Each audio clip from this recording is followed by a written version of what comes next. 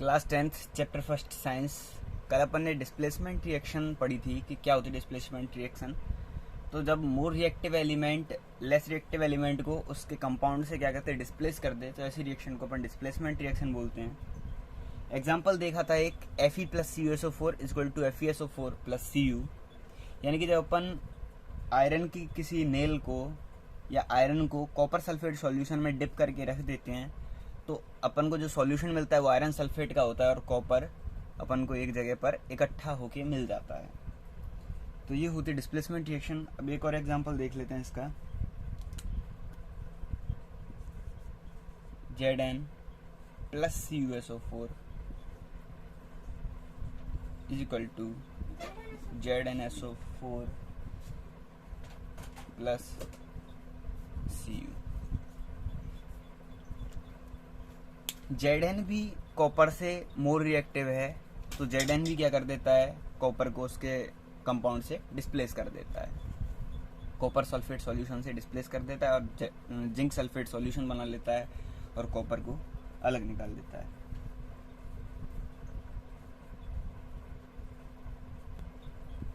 तो अब हम बात करने वाले हैं डिस्प्लेसमेंट रिएक्शन के एक और टाइप की। ये सिंगल डिस्प्लेसमेंट रिएक्शन है, यानी कि एक सॉल्यूशन से एक कंपाउंड डिस्प्लेस हो रहा है और दूसरा उसकी जगह पर जुड़ रहा है। अब अपन बात करने वाले हैं डबल डिस्प्लेसमेंट रिएक्शन, जिसमें क्या होगा, दो सॉल्यूशन लेंगे अपन और जो दोनों कंपाउंड होंगे, दोनों के एलिमेंट्स होंगे, एक दूसरे को डिस्प्लेस कर देंगे, दूसरे की जगह पर दूसरा लग जाएगा और दूसरे की जगह पर दूसरा। ठीक है, तो पूरा का पूरा स्ट्रक्चर जो होगा सॉल्यूशन का वो बदल जाएगा, केमिकल फॉर्मूला बदल जाएगा।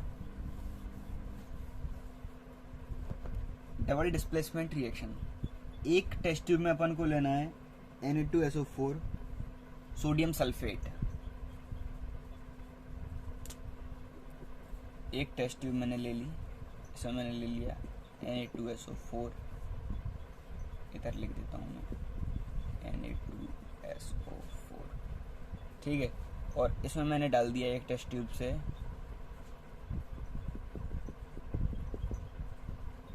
BaCl2 barium chloride. Na2SO4 ले लिया और इसमें डाल दिया बेरियम क्लोराइड। अब दोनों की जो रिएक्शन होगी, देखो ये दोनों सॉल्यूशन है, तो सॉल्यूशन को अपन एक्वस से लिखते हैं, यानी कि घुलाई हुई अवस्था में। जब सॉलिड लिक्विड में घुला होता है तो उसको अपन एक्वस मतलब एक्वस स्टेट ऐसे लिख देते हैं, जैसे सॉलिड लिक्विड गैस अपन ने लिखा था। ठीक है, ऐसे ही ये है, ये भी AQ है। तो जब इन दोनों को अपन ने क्या कर दिया, मिला दिया, तो रिएक्शन में अपन को क्या मिलता है, अब दोनों एक दूसरे में मिल गए। जो Ba होता है वो इसके सॉल्यूशन से इसको डिस्प्लेस कर देगा Na को, और जो Na होता है वो BaCl2 से Ba को डिस्प्लेस कर देगा, तो Ba इसके साथ में जुड़ जाता है और Na इसके साथ में जुड़ जाता है। तो रिएक्शन में अपन को क्या मिलता है, BaSO4 और NaCl2। तो रिएक्शन को कर लेते हैं।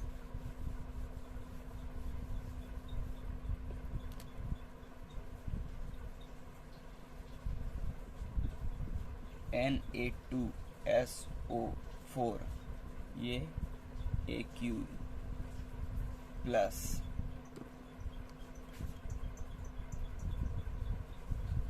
BaCl2 ये भी एक का है। जो रिएक्शन होती है वो क्या होगी,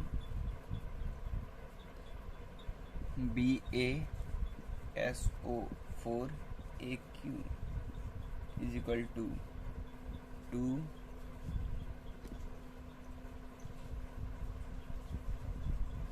NaCl। ठीक है, ये हमारी रिएक्शन हो गई जो कंप्लीट होगी।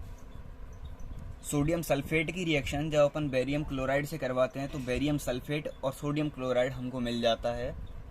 ये सॉल्यूशन होता है मतलब घुली हुई अवस्था में, और ये थोड़ा सा सॉलिड स्टेट में नीचे जाके बैठ जाता है। तो ये बैलेंस्ड इक्वेशन है। यहाँ पर देखो Na कितने अपने पास में 2 हैं, यहाँ पर SO4 का एक मॉलिक्यूल है, Ba इधर Ba1 है और Cl2 है, इधर Ba1 SO4 का एक मॉलिक्यूल, Na के 2 मॉलिक्यूल 2Na, Cl के 2 मॉलिक्यूल 2Cl। ठीक है, तो ये एक बैलेंस इक्वेशन हो गई। तो ये होती है डबल डिस्प्लेसमेंट रिएक्शन, जब दो एलिमेंट्स एक दूसरे को अपने अपने सॉल्यूशन से क्या करते हैं, डिस्प्लेस करते हैं और दोनों अदर सॉल्यूशन के साथ में जाके जुड़ जाएं, तो ऐसी रिएक्शन को अपन क्या बोलते हैं, डबल डिस्प्लेसमेंट रिएक्शन, जिसमें दो चीज़ों का एक दूसरे के साथ में क्या हो रहा है, डिस्प्लेसमेंट हो रहा है। जैसे अपन क्लास में बैठे होते हैं ना, तो किसी को अपने फ्रेंड के साथ में बैठना होता है, लेकिन वो जल्दी आके इधर उधर बैठ गया, तो दूसरा क्या बोलता है कि अरे तू इधर आके बैठ जा, मैं उधर जाके बैठ जाऊंगा। ठीक है, तो जगह जगह चेंज कर लेता है ना एक दूसरे की, तो ये वही है डबल डिस्प्लेसमेंट रिएक्शन।